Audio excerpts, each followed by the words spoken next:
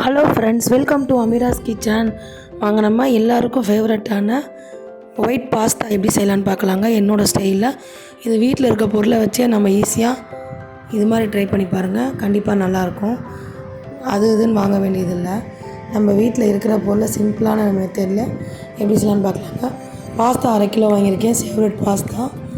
3/4 litre தண்ணி கொதிக்க விட்டுருக்கேன். தண்ணி கொதிக்கட்டும்.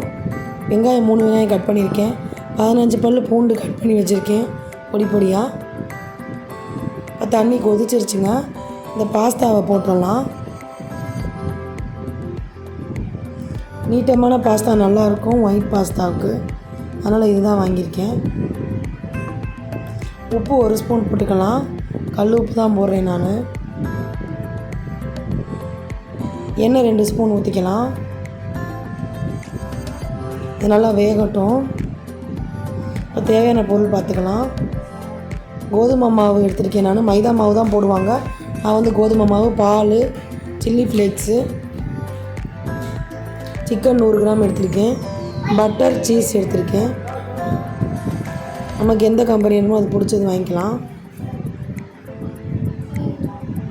இப்போ பாஸ்தா வெந்துருச்சு. தண்ணியை வடிச்சிட்டு எடுத்துக்கலாம். 1 கிளாஸ் தண்ணி, வேக வச்ச தண்ணி எடுத்துக்கலாம். இப்போ தாளித்து விட்டுடலாம். ஒரு வடைச்சட்டி வச்சுக்கலாம். 2 ஸ்பூன் பட்டர் போட்டுக்கலாங்க.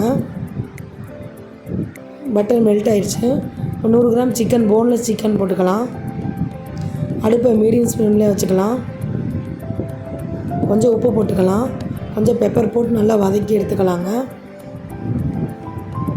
இது கொஞ்ச நேரத்துலேயே வதங்கிடும். ஒரு 5 நிமிஷம் கூட ஆகாது. கொட்டி எடுத்துக்கலாம். ஒரு தட்டில் கொட்டிக்கலாம். இப்போ இன்னும் கொஞ்சம் பட்டர் போட்டுக்கலாம். பூண்டு பொடியாக நறுக்கிருக்கோம்ல, அதை போட்டுக்கலாம். இதை நல்லா வதக்கிடலாம்.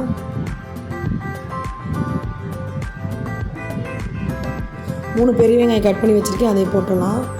நீட்ட வாக்கில் கட் பண்ணி வச்சுருக்கேன். இது ரொம்ப வதங்கணும்னு அவசியம் இல்லை, கொஞ்சம் வதங்கினா போதும். இப்போ வதக்கி வச்ச சிக்கனை இதிலே போட்டுடலாம்.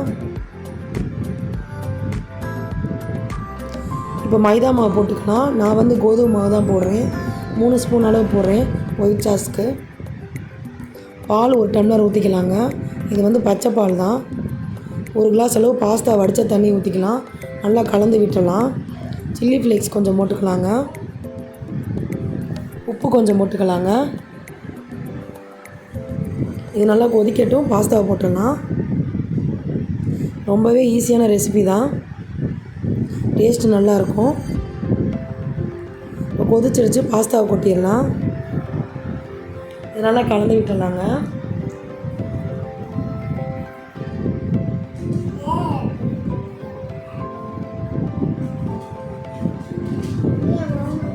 நல்லா கலந்து விட்டாச்சுங்க.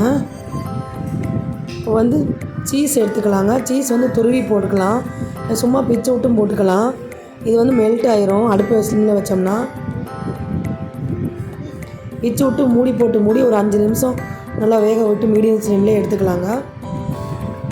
5 நிமிஷம் ஆயிடுச்சு. திறந்து பார்க்கலாம். நல்லா மெல்ட் ஆயிடுச்சு.